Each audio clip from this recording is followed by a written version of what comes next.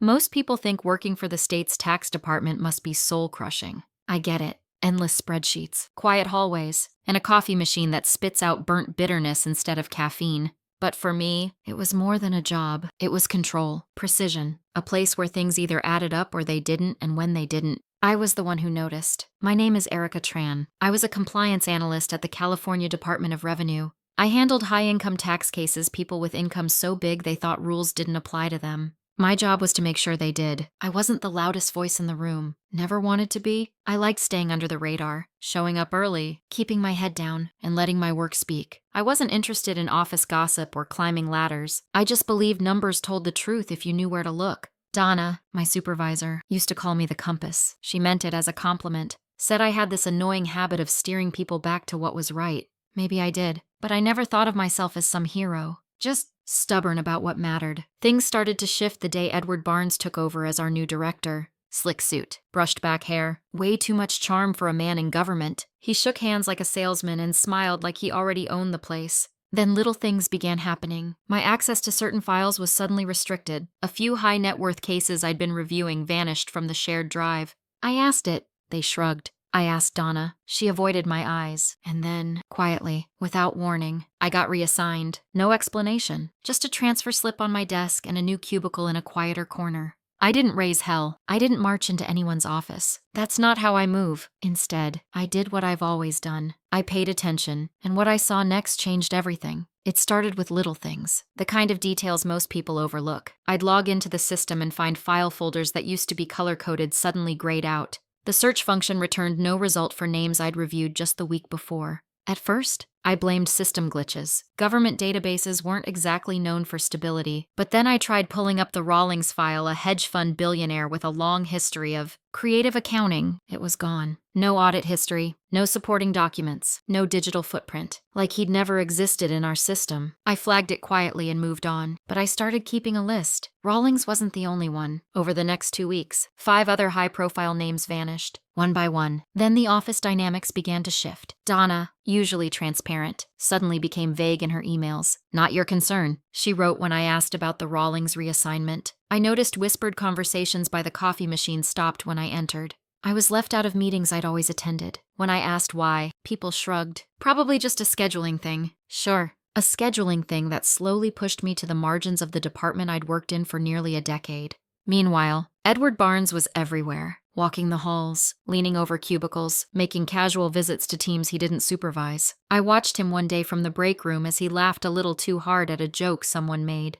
His eyes flicked to me once. The smile vanished. Just for a second. Something was off. I could feel it. I started backing up what little access I had left, screenshots. Metadata. Timestamps. I emailed myself encrypted notes from a personal account I'd set up under a false name. Not because I had proof yet, but because I knew the pattern. You don't just lose files like that. Not accidentally. Not repeatedly. And certainly not the kind tied to people with lawyers on speed dial. They were cleaning something, wiping it clean, like it had never existed, and they were hoping I wouldn't notice. But I had. The official email came on a Thursday at 4:47 p.m. classic timing for quiet moves. Subject line: internal reassignment notification. No meeting, no conversation, just a cold line of text informing me that, effective immediately, I'd be moved to the small business outreach unit. My old role in high-income compliance, eliminated due to restructuring. It was bullshit, plain and simple. That department didn't just get erased. It got gutted, quietly, without a trace. And now I was being parked in a position where no one asked hard questions,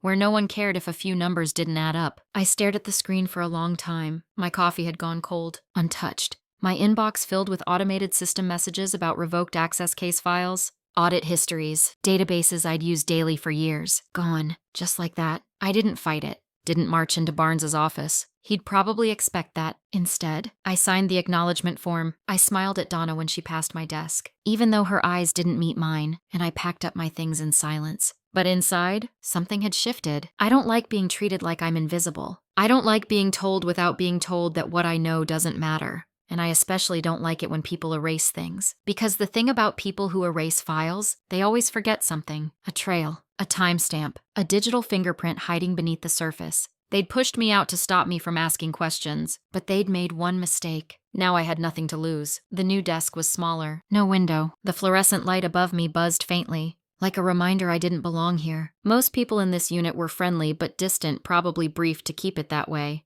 I answered polite questions, smiled when I had to, and kept my real thoughts locked away. But I didn't waste time sulking. My old laptop was gone, replaced with a generic one wiped clean. But I still had a few encrypted flash drives tools I used out of habit, and maybe paranoia. Weeks ago, I'd backed up a handful of raw access logs and metadata strings from our main server.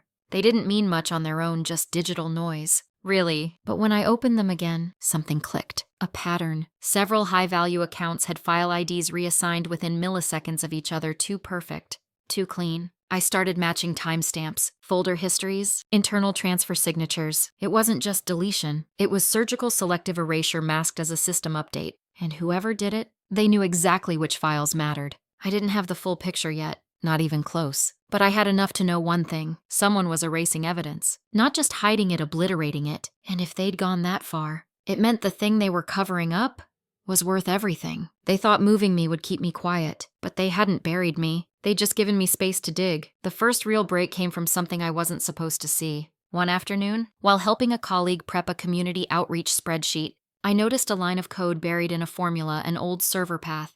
Misreferenced. Out of habit, I copied it and ran a trace from my old network credentials. To my surprise, the path still resolved. It led to a buried subfolder on a deprecated drive, the kind only senior analysts used, and only for sensitive, internal cross-checks. What I found wasn't a file. It was a log, an automated record of user actions, file accesses, deletions, reclassifications. Most of it looked like background noise, but the name Barnesy appeared again and again, and so did mine. Apparently, while I was still active in the high net worth team, my login had been used remotely to access and verify at least 7 tax files. All of them linked to ultra-wealthy individuals. All of them now gone. Someone had used my identity to wipe the trail. I felt my chest tighten, not from fear, not yet, but from fury. This wasn't just a cover-up. It was a setup. I was being framed as the cleaner, the compliant analyst who signed off on the disappearances. I backed everything up. Twice. Then I did what I always do when things don't add up. I kept pulling, using system restore points. I began reconstructing fragments of deleted cases. I found partial audit notes on a billionaire with foreign shell accounts, another on a political donor with a suspicious offshore foundation. They weren't just erasing files, they were clearing the names of people who had the resources to make problems go away. And they were doing it with state tools. I found a string of internal memos sent from an encrypted internal server to a private email alias messages with vague subjects like green light and final pass OK. I couldn't crack the full content, but one line stuck out. Need all fingerprints cleared before Q3 audit, ET access revoked. They weren't just talking about me, they were coordinating around me. I stared at that message for a long time. This wasn't just Barnes, it was bigger. Someone up the chain, maybe higher than I could see, was enabling this. Funding it, protecting it. Barnes might be the face, but he wasn't the architect. And I wasn't alone in the system anymore. I needed help, but not from anyone inside. Not from Donna. Not from IT. I needed someone outside the game. Someone with reach, leverage, and no reason to stay quiet. I remembered a contact from a conference years ago. Rachel Kim, an assistant counsel for a state Senate oversight committee. She'd once given me her card after a dry compliance panel and said, if it ever gets too dirty in there, call me. Back then, I thought it was a joke. Now, I wasn't laughing. I drafted a message, kept it vague, coded, attached nothing but a single sentence. If someone's cleaning house, they're using my broom, and I hit send. I didn't hear back from Rachel for 2 days, and in those 2 days, the air around me thickened. At first, it was subtle. My badge failed twice at the main entrance scanner. It blamed a software update. My work phone locked me out of my own calendar. No big deal until I noticed that 2 internal meetings about data governance had been moved, then disappeared completely. People stopped saying good morning. On the 3rd day, I returned from lunch to find a white envelope on my desk. No name, no stamp, just there. Inside was a single sheet of paper with 12 words, printed in block font. You've already signed enough things. Don't sign your own exit. No logo, no fingerprint, just the unmistakable stink of warning. I didn't flinch, not outwardly. I slid the envelope into a folder and walked to the women's restroom like nothing happened. I locked the farthest stall and sat with my thoughts swirling. Someone knew I was watching. Worse, they knew I'd sent something. I hadn't used work devices. I hadn't told a soul, but somehow they were ahead of me, watching my moves. Maybe they'd been watching longer than I realized. That night, I walked a different route home, not because I was scared, because I was being hunted and only amateurs make it easy. At home, I checked my personal email. Still no reply from Rachel, but there was something else. A bounce back notification. The original email I'd sent was marked undeliverable, not rejected, not spammed, intercepted. I hadn't seen that in years since a former cybersecurity audit flagged certain state inboxes as filtered through third-party monitors. At the time, we'd laughed it off as an overreaction. I wasn't laughing now. I used a burner device to resend the message through a VPN. Routed through 4 countries, this time. I changed the subject line to something boring tax code review request and embedded the message as a hidden comment in an image file. I went to bed late and dreamt of nothing. The next morning, my chair had been replaced. Not the whole workstation, just the chair. The one I'd used every day for 6 years. The one with the squeaky wheel and worn armrest. Now gone. In its place was a new one, pristine and perfectly quiet. It was a message. Not a gift. We know where you sit. That same day, Donna finally made eye contact, but it wasn't friendly. It was tired, sad. She passed me in the hallway and whispered, "You should stop." No context. No explanation. Just those words, and then she was gone, swallowed by the elevator. I stared at my reflection in the chrome doors, wondering what she saw when she looked at me. A threat. A fool. I wasn't sure anymore. Later that afternoon, a new case appeared in my task list small business review. Routine check. But when I opened the file, it was blank. Not empty. Blank. A shell file created to look legitimate, with no content. I dug deeper. It was a tracker. Whoever created it had embedded a trigger script that pinged a hidden IP every time I opened it, meaning someone now knew exactly when I accessed it, how long I stayed on the page, and which device I used. They weren't just warning me, they were testing me. I leaned back in my stolen chair and took a slow breath. This wasn't paranoia anymore. This was coordination. Deliberate, organized pressure meant to make me doubt my memory, my access, my instincts. They wanted me to feel isolated, cornered, disposable. But the thing is, I don't scare that easy. They wanted to play games. Fine. I've always been good with numbers. Now I was counting down. A week passed. No word from Rachel. No more envelopes. Just a slow, tightening silence. But I didn't wait. I built every night after work. I mapped what I knew on paper. With ink. It felt safer that way. Names, files, timestamps, connections. Each pin led to another. Each string tied a new knot. What started as a suspicion was becoming a web, and Barnes wasn't at the center. He was just one thread. The deeper I went, the clearer it became. This wasn't just about tax files being deleted. It was about selective erasure. Every case tied to political donors, major developers, private equity groups, hedge funds gone, but not completely. Fragments lingered in off-site backups, printouts misfiled in wrong cabinets, hard drives never picked up. I began visiting the physical archives during my lunch breaks. No one noticed. No one cared. That's what made it easy. Bureaucracy hides things in plain sight. In a mislabeled box meant for redacted prior year reconciliations, I found a copy of a 1099 that didn't belong there. A client who had donated 6 figures to a gubernatorial campaign 3 years ago. His audit had been marked close no findings, but in my digital backup logs, that same file had failed validation twice flagged for undeclared offshore income. Someone had manually changed the result. A forgery. And whoever did it signed off using my ID. That was the moment I stopped thinking like an analyst. I started thinking like a witness. Back at home, I finally got a reply. A different address. No name. No subject line. Just this. "We received your image. Meet me Friday. Bring nothing digital." Attached was a location, an old parking lot behind a shuttered government annex building downtown. 6:00 p.m. Friday came fast. I wore plain clothes. No ID badge. No devices. Just a printed set of non-sensitive logs, with the rest committed to memory. Rachel was already there when I arrived, leaning against a black SUV. Hair tied back? No smile. "You were smart to encrypt it," she said without greeting. "Less smart to send it at all." I didn't flinch. "You intercepted it." She nodded. Not me. But someone flagged it before it hit my desk. I had to find it in a dead queue. So it's worse than I thought. It always is. We sat in the car. She let me speak. I laid it all out, Barnes. The deletions, the misuse of credentials, the pattern of erased donors, the pressure campaign. When I was done, she handed me a small notebook. Inside were names, not of clients but of officials. "They've been watching the state's audit funnel for years," she said. "Barnes is just a button man. The people funding this, they're building a shadow immunity program." A what? They identify people who can't afford bad press high donors, connected families, big developers, and they scrub the risks. They bury evidence inside bureaucratic voids. Your files didn't vanish. They were relocated. Buried behind fake audits and reclassified closures. Who else knows? She looked at me. Now, just us. A chill ran down my spine. This wasn't just a scandal. It was an infrastructure. A machine. And I was inside it. "We can't take this public yet," Rachel said. "They'll spin it. Paint you as disgruntled, unstable. You've already been framed once. Then what? We collect more. Enough to force a hearing. I paused. They're already watching me. She didn't blink. Then we'll give them something worth watching. I left that meeting with two things, a burner phone and a purpose. From that day on, I lived in shadows. Every login timed, every file captured and stored in air-gapped drives. I went back through my old paper notes, cross-referenced transfer requests, caught inconsistencies no one would have noticed unless they were looking. And I was looking. One afternoon, I caught a break. A message buried in an old internal thread sent from a junior compliance officer who had resigned a year ago under medical leave.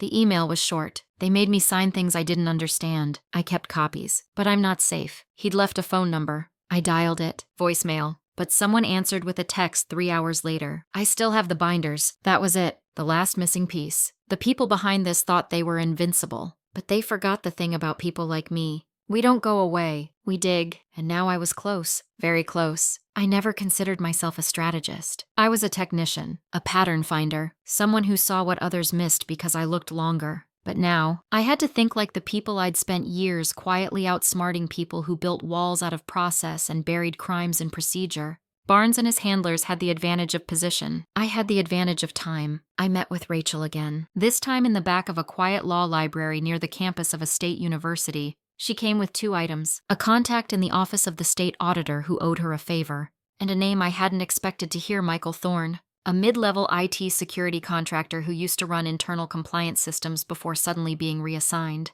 And then resigned. He's got a grudge, Rachel said, and a copy of the original deletion schema. I set up a meeting with Thorne using a public Wi-Fi connection 3 cities away. We met in an old diner that reeked of fried onions and anonymity. He was twitchy, chain-smoking, but he brought the goods a thumb drive and a printed diagram. This, he tapped the paper, is the logic tree, how they filtered target files. They didn't delete them all at once. They routed them to sandbox servers, then used a masking protocol to make them appear non-existent. But the routing logs, still there, buried, but alive. He looked at me like he was unsure whether I was a lunatic or a savior. I just nodded. I didn't need him to believe in me. I needed him to give me the truth. With Rachel's legal knowledge, Thorne's technical insight, and my access to the original logs and off-site print records, we started stitching together a blueprint of what had been done and who had benefited. Every name had a paper trail. Every erased file had a mirrored twin. Every masked audit had a discrepancy. We flagged over 30 individuals tied to questionable closed audits and zero-penalty settlements. Most had donated to key election campaigns or sat on advisory boards with regulatory influence. A few were even connected to real estate projects I'd seen in the news projects that mysteriously received zoning exemptions after their backers' tax issues quietly disappeared.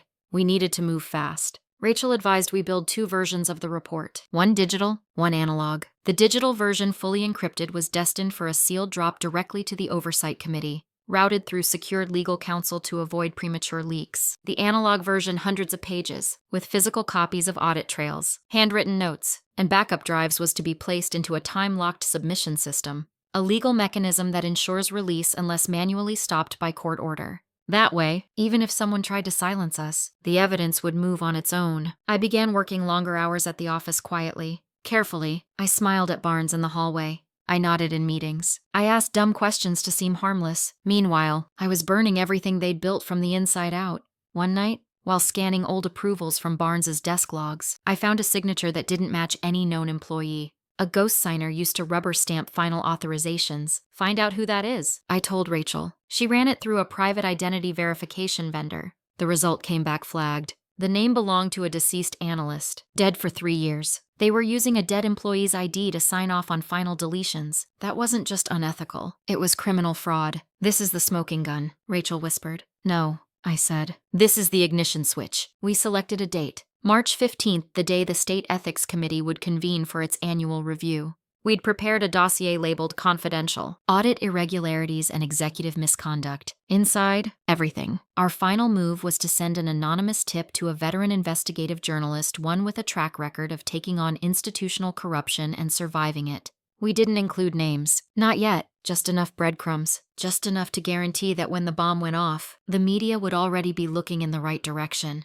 On the night before the hearing, I didn't sleep. I sat at my kitchen table, sipping cold tea, surrounded by stacks of paper and drives. I reviewed each page like I was reading the story of someone else's life. But it wasn't someone else. It was mine. They thought they could bury me in silence. But I'd spent my life learning how to read between the lines. Now, I was writing my own. March 15th dawned cold and gray perfect weather for a reckoning. I walked into the department like it was any other day. Swiped my badge, smiled at security, waved at Donna, pretended not to notice that my access logs were still being monitored. They thought I was subdued, contained. They had no idea I was carrying a fuse in my bag. The hearing was scheduled for 11:00 a.m. behind closed doors in a mid-sized conference room at the state capitol building. I wasn't invited. I wasn't even supposed to know it was happening. But Rachel had secured entry through her committee contact, and she'd hand-delivered our analog dossier the day before. The digital package had been triggered at exactly 10:45 a.m., sent to every oversight body with legal authority over internal auditing, plus one extra recipient, the press, not the general press. One person, Laura Green, a tenacious investigative reporter who'd exposed a federal embezzlement ring 5 years ago and lived to tell the tale.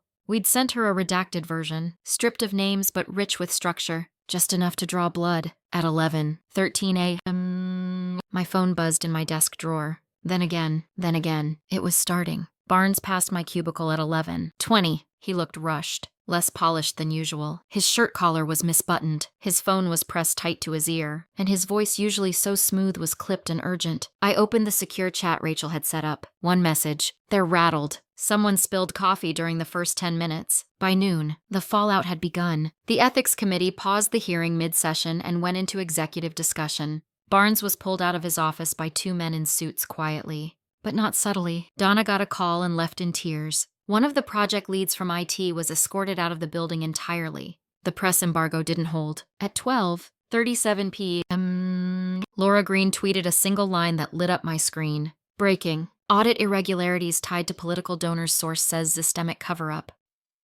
And just like that, the silence broke. By 1:00 p.m., I was called into a private meeting with HR and legal. They didn't accuse me. They didn't threaten me. They asked questions carefully, nervously. I gave them nothing, just bland professionalism and non-committal answers. They were fishing, but I had already moved the pond. That evening, the department issued a vague press release about cooperating with an internal review. It was damage control. Too little, too late. I met Rachel that night in the same parking lot where this all began. She was already on the phone, voice tight, snapping instructions to someone. When she hung up, she smiled. They opened an independent investigation, she said, and the governor's office wants a briefing. You think they'll bury it? They can't. Too many eyes now. We both knew the machine wouldn't fall overnight. Bureaucracies don't shatter, they erode. Slowly, reluctantly. But this was the beginning. Barnes didn't show up for work the next day. Rumor said he was taking a leave of absence. Whispers about federal inquiries floated through the break rooms.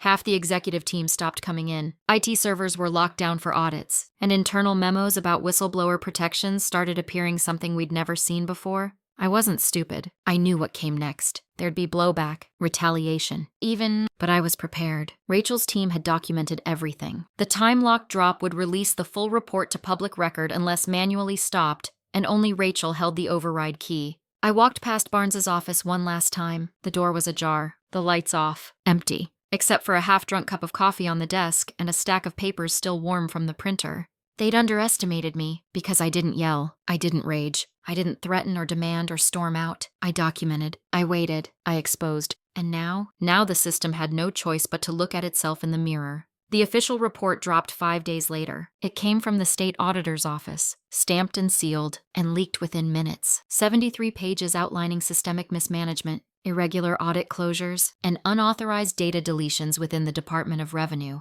The language was careful, almost surgical inconsistencies, discrepancies, possible violations. But to those who knew how to read between the lines, it was damning. Barnes's name appeared 6 times, each reference more explicit than the last. The last page confirmed it. A formal recommendation for criminal investigation into Edward Barnes and related actors for misuse of public systems and obstruction of internal controls. That morning, the office was silent. Not the usual bureaucratic hush, but something heavier. Like a funeral in slow motion, Barnes didn't return. Instead, 2 federal agents showed up mid-morning with a sealed subpoena and a request to access his workstation. Donna tried to help, but they waved her off. It wasn't hostile, just official, cold. Calculated. I stood in the hallway, watching as they packed up his laptop, his phone, the binders he always kept locked in his desk. I didn't gloat. I didn't smile. I just stood there, because in that moment, the silence spoke louder than any victory dance ever could. Later that day, HR called a mandatory department-wide meeting. The interim director stepped up, a quiet, no-nonsense woman named Jacobs from the Office of Legal Oversight. She spoke plainly. There will be a full audit. All systems, all departments, and all staff will be interviewed. You are expected to cooperate. No exceptions. She paused, then added, whistleblower protections have been activated. If you have information, now is the time to come forward. A few eyes flicked toward me, but no one said a word. I didn't care. Let them look. That evening, my inbox pinged with a message from Rachel. He's not fighting it. His lawyer's already talking plea deal. It hit me harder than I expected. Not joy, not relief, just a long exhale. The kind you only take when the weight starts to lift. Barnes had been the face of the operation. The smile, the handshake, the middleman. But his fall meant something larger. That the web wasn't untouchable after all. That if you pull the right thread, even a system built to bury you can come undone. I went home, pulled the shades, and sat in the quiet. No burner phones, no backup drives, just me, the stillness, and the echo of everything we'd just unraveled. It wasn't over, but it had begun. And this time, they couldn't erase it. 2 weeks after the report dropped, I received a call I never expected. It came from a blocked number. Early on a Monday morning, I let it go to voicemail. I'd stopped answering anything unlisted, but this one left a message. Ms. Tran, this is Deputy Director Elena Michaels from the Governor's Office. We'd like to speak with you regarding an oversight initiative. Please return the call at your convenience. I stared at my phone for a full minute. Then I called Rachel. They're making a move, she said immediately. The press coverage has cornered them. They need to look proactive. Should I even take the meeting? You should hear what they're offering. Just don't go alone. We met 2 days later in a quiet state office with no logos on the wall. No press badges, no optics. Just a sterile conference room with a pitcher of water and a legal pad in front of each seat. Deputy Director Michaels entered with 2 advisors. She was calm, direct, and utterly unreadable. Ms. Tran, she began, you've demonstrated rare integrity in a moment when most would have stayed silent. You didn't. I didn't say anything. We're proposing the formation of a new internal ethics and audit authority, one with direct reporting to our office.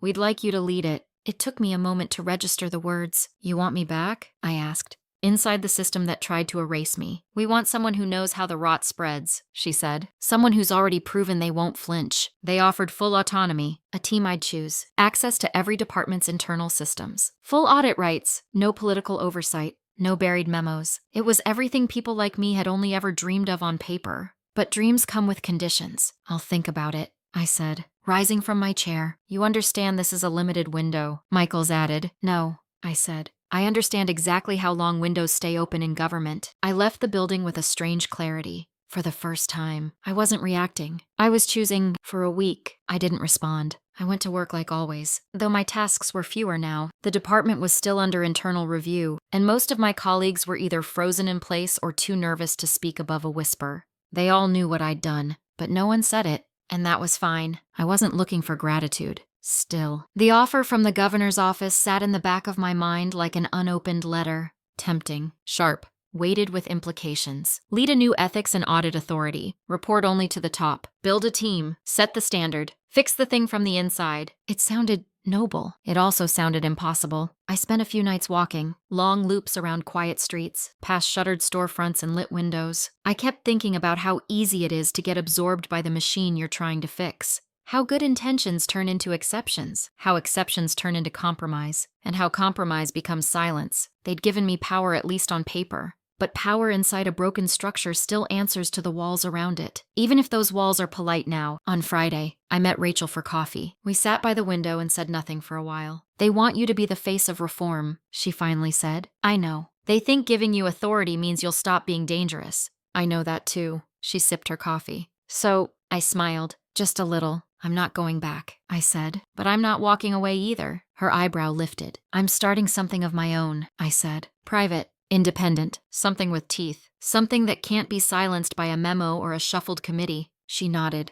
Whistleblowers will come to you. Let them, I said. The system's had its chance. Now it's our turn. That afternoon, I typed my response to the deputy director. Respectful, grateful, firm, and final. Then I closed my laptop, stood up, and stepped into the sun. For the first time in a long time, I wasn't waiting for permission. I was writing my own charter. 3 months later, I was sitting in a co-working space downtown, nothing fancy. Just a second-floor corner with decent Wi-Fi and quiet neighbors. A modest brass plaque on the glass door now read, Tran Integrity Network, Independent Oversight, Unfiltered Accountability. It still made me smile. We weren't big, just me, a pro bono paralegal, and a forensic accountant who'd left his cushy job at a hedge fund after seeing one too many cooked books. But we had momentum. People were reaching out quietly, carefully, but steadily. Mid-level analysts, local auditors, even one terrified intern from a private contractor. They didn't want attention. They wanted protection. And that I could give. Rachel stopped by once a week to advise. She never stayed long. She was already working 2 other investigations, one involving federal transportation grants. But every time she left, she'd say the same thing. Don't let them box you in. I didn't plan to. The headlines had moved on. Barnes was still under investigation, but out on bail. 2 other executives had resigned. A third had vanished, retired early, relocated, names scrubbed from all recent directories. Typical. The governor's office rolled out a new ethics initiative with a lot of buzzwords and very few teeth. But I wasn't angry about that anymore, because I'd stopped expecting the system to fix itself. Change doesn't happen when institutions shift. It happens when individuals refuse to sit still. One afternoon, I received a plain envelope, no return address. Inside was a single sheet of paper, typed, Anonymous. Because of what you did. I didn't shred the files. Because of what you did. I spoke up. Because of what you did. I'm still here. I folded the paper carefully and slipped it into my drawer. I didn't need a medal. I didn't need headlines. This was better. Later that evening, I stood by the window, watching the city move slow, chaotic, imperfect, but still moving. Behind me, the soft hum of machines kept working. So did we. I took a breath. Not one of relief, but resolve. They'd tried to erase me. Now I was permanent.